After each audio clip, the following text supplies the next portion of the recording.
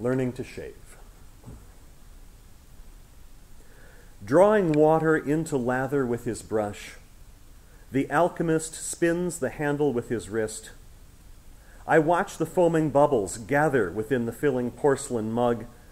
I'd inherit that same gesture, stirring from my wrist the water into foam, the round cake sunk beneath the suds. I'd watch him shaving Sunday mornings as a child, sitting on the sink, beguiled by ritual, anticipating first the foaming mug and lathered face, the razor, then the scraping off of stubble. Later, aping him, I learned to shave. I gather this is how all boys behave at first, bowing to the mirror as I remembered my grandfather did, as did his own, half awed and half embarrassed. This is how we go about it. Mimicry across the generations. See my hands? I watch and see his now. It's called The Snake in the Holly.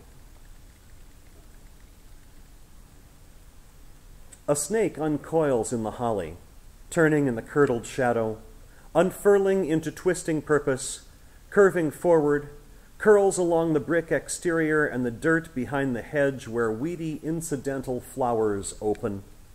Specimen creatures obscure in the leaf-cut light. It doesn't matter that the neighbors came and after shouts and blows, the snake was lifted, broken on the blade of a hoe.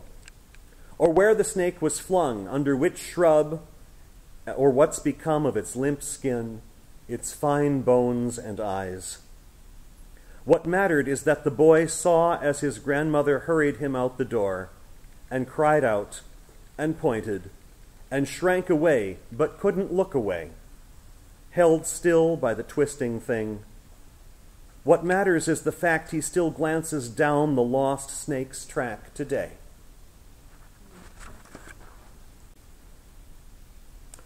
One of the things that kept me writing this collection was that I was experimenting continually with form during it, and there are some new forms here.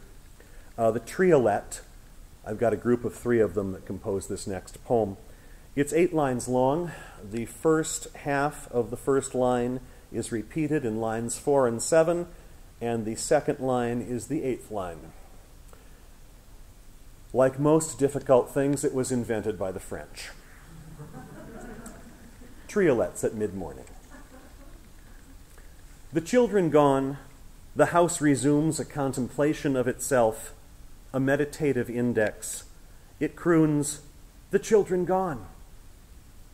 Then it resumes enumerating baby spoons and cataloging toys on shelves. The children gone. The house resumes a contemplation of itself.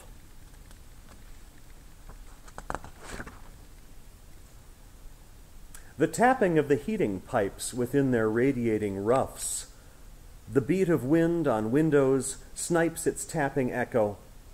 Heating pipes and whistles through the house and gripes behind the paneling.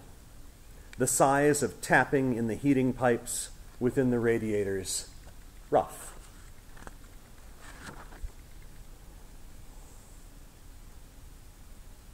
Bright sunlight on a windowsill creeps west to east, glows in the leaves of houseplants, yellows papers still spread open on the table.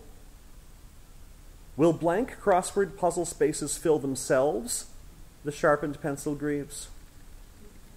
Bright sunlight on the windowsill creeps westward, glowing as it leaves. I've always been suspicious that inanimate objects talk when we're not looking, right? I've seen the Disney movies. What is my house doing right now? That's what I want to know, right?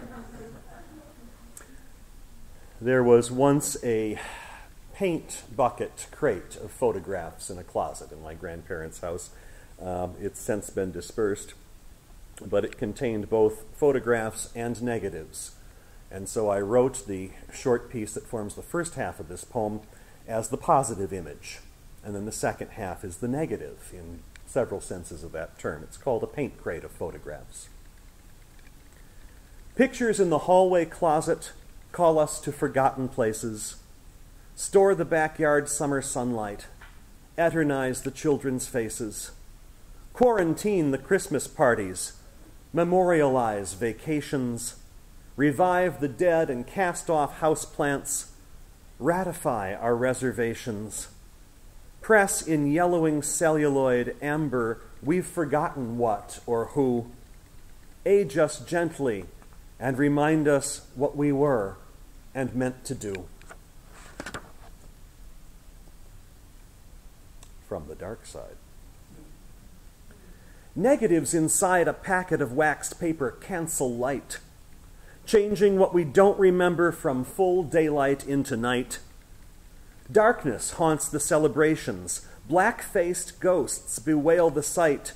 Trees in blossom weather winter, uncomplaining of their plight. Undeveloped, slick, transparent. Reds are greens, the moon's the sun. Negatives unnerve and tell us what we never could have done.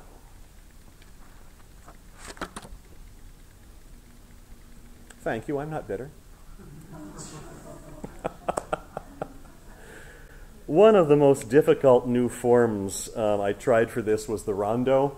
I'm not even going to try to describe the rondo except to say that it repeats a line, the first half of its first line, periodically, and there are only 2 rhyming sounds. And again, like most troublesome things, it's French. In French, everything rhymes with everything else, just about, right? It all ends with a yeah, right? You know this.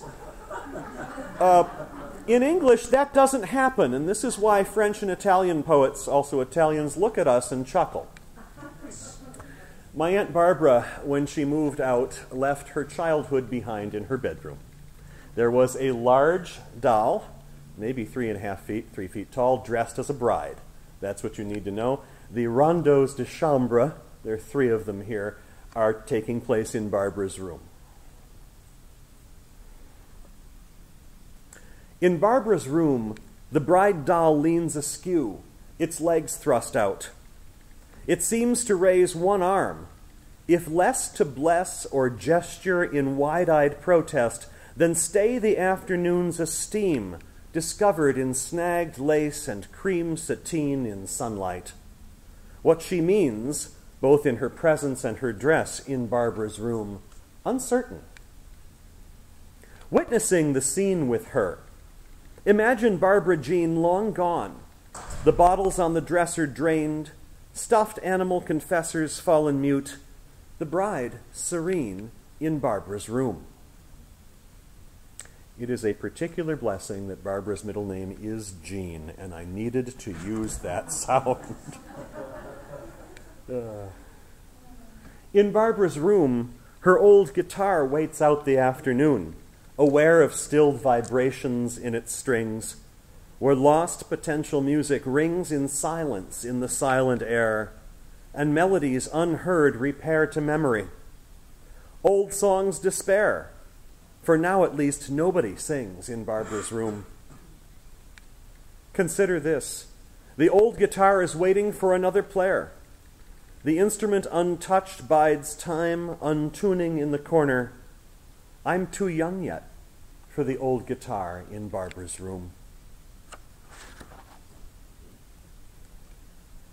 In Barbara's room, the canopy above the bed hangs, limpidly unstirring in the unstirred air.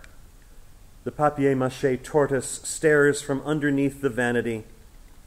Her perfume bottles all agree among themselves. Their tragedy lies in being abandoned there in Barbara's room.